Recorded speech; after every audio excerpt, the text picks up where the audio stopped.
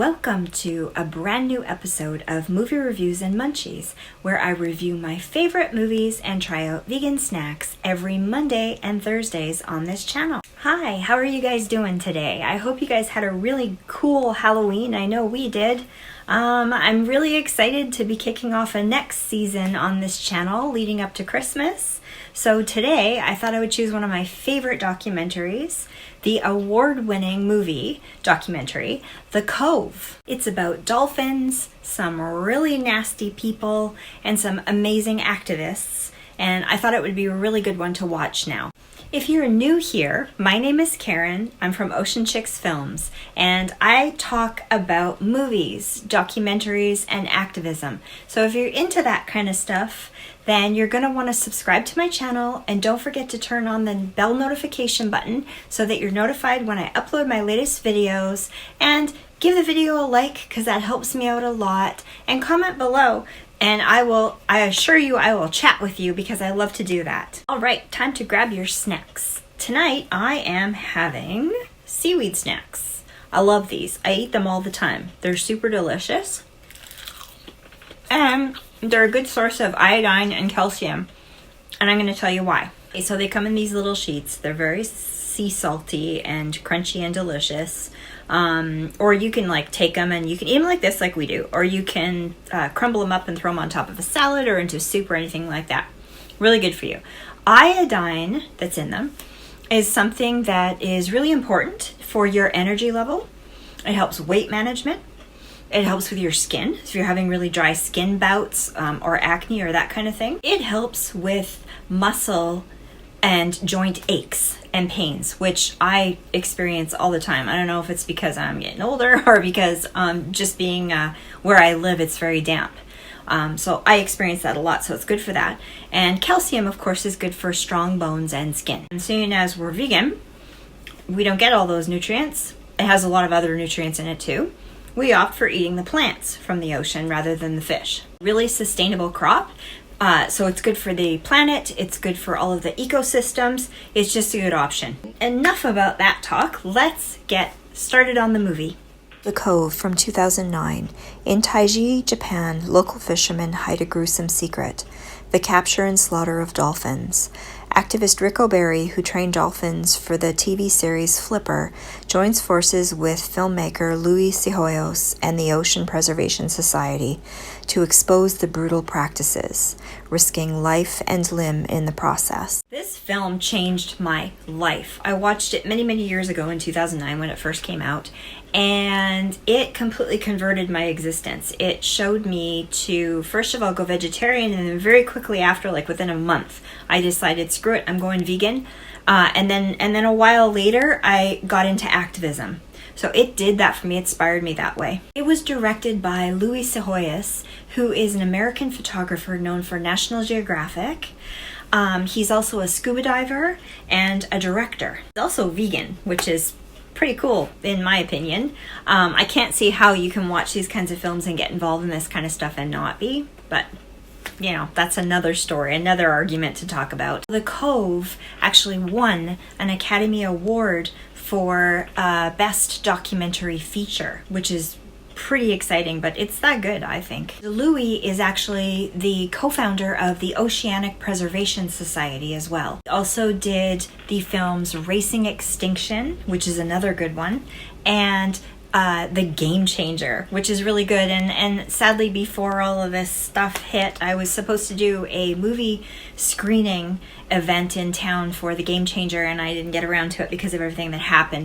But I'm planning on reviewing both of those films down the road. Just stay tuned for that. So the movie The Cove really helped to expose the horrific things that were happening in Taiji, Japan, with the dolphins. Their capture for dolphinariums around the world, the slaughter of some of them for their meat. And some of that meat was actually given to school children, if you can believe it, in their lunch to be able to eat that food because it's cheap. Ric O'Barry, who is a big activist in Taiji to save the dolphins, is featured in the film.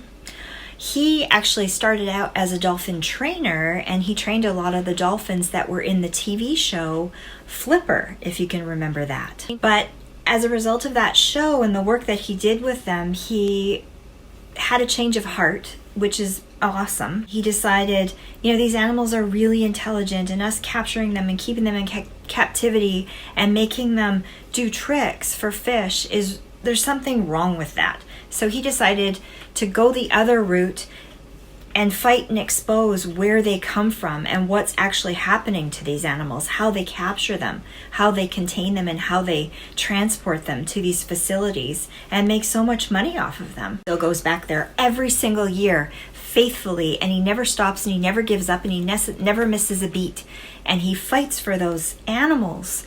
He has a huge following. Lots of people go there to help.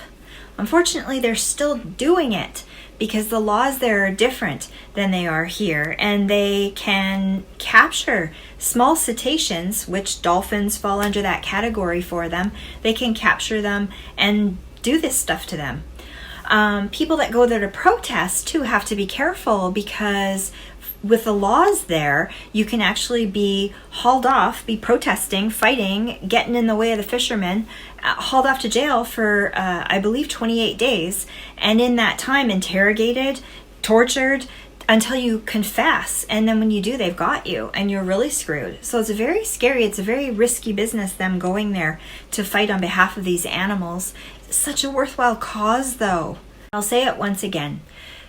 These animals are not meant to be in concrete pools full of chlorinated water doing tricks for fish.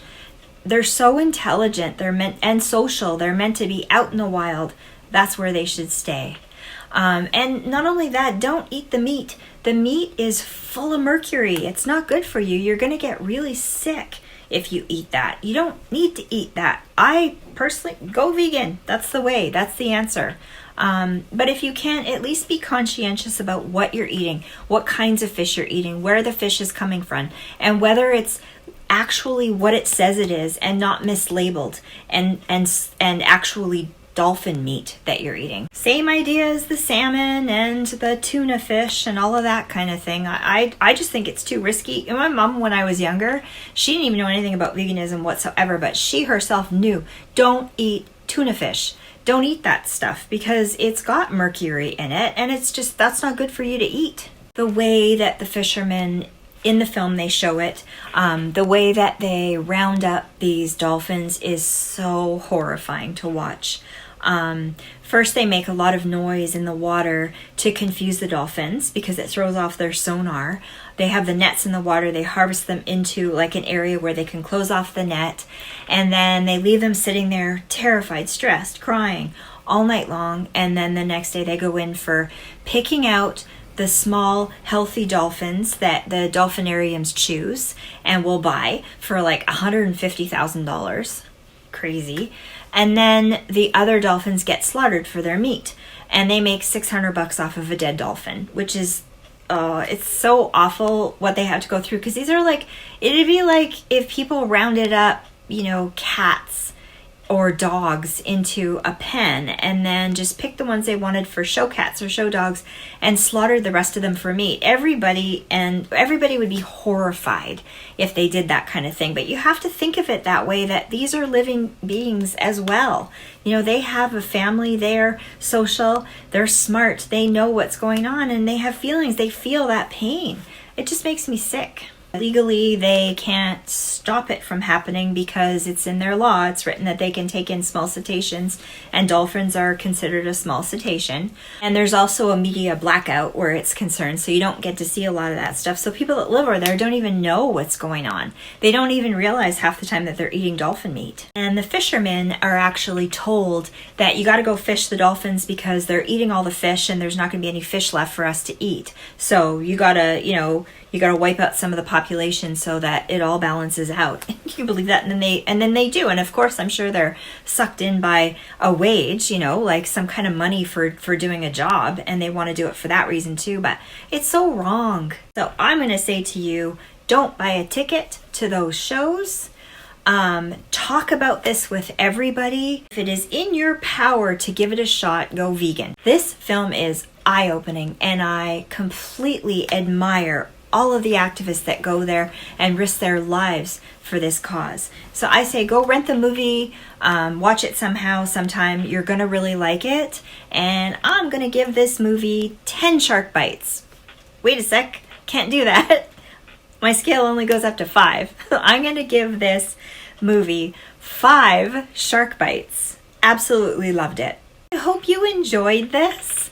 Thanks so much for showing up and watching, and I will be back at you on Thursday with a whole new documentary and a food thing. I'm really excited. It's a bit different. I'm excited to show you that one. So we'll see you again on Thursday. Bye!